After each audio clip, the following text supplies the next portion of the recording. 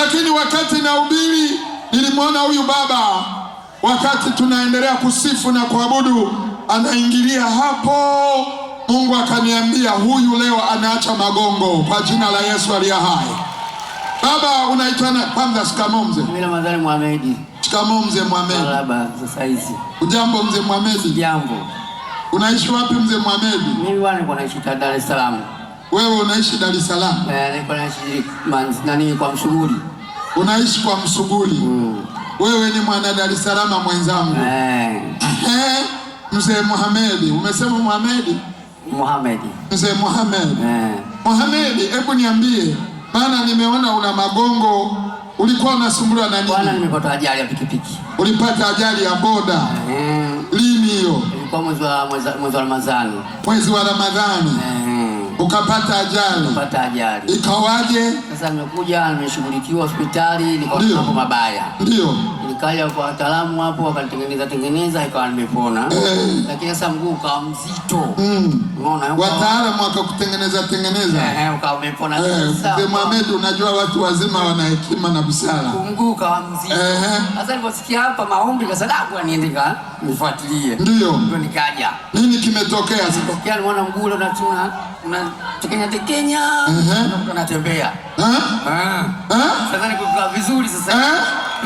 Jamani, makofi yako wapi? Yesu hana upendeleo jamani, haleluya. Mzee Mohamed ameponywa, na alipoingia hapa mimi nilisikia sauti inaniambia huyo mzee anaacha magongo leo kwa jina la Yesu aliye hai. Hakuna cha mguu kuwa mzito tena kwa jina la Yesu aliye hai. Jamani, ushahidi ni hapa. Mzee Mohamed, magongo hakuna tena. Makofi yako wapi na nderemo na shangwe na vigelegele, haleluya. Alafu sasa Mzee Mohamed ni mwana Dar es Salaam mwenzangu. Mzee Mohamed, mimi niko Msewe, haleluya. Sawa. Lakini mchungaji wa hapa, huyu hapa mchungaji, mchungaji yuko hapa Mwasamboma, na uendelee kupona na mguu siwe mzito tena kwa jina la Yesu aliye hai. Asante. Hebu fumba macho yako. Baba, kwa jina la Yesu, asante Bwana kwa ajili ya Mzee Mohamed ambaye alipata ajali ya boda na miguu yake ikawa inakuwa mizito, lakini alipokuja kwenye mkutano huu, kwenye shangwe za miujiza ya Yesu, wokovu na uponyaji, wewe huna upendeleo, umemponya Mzee Mohamed.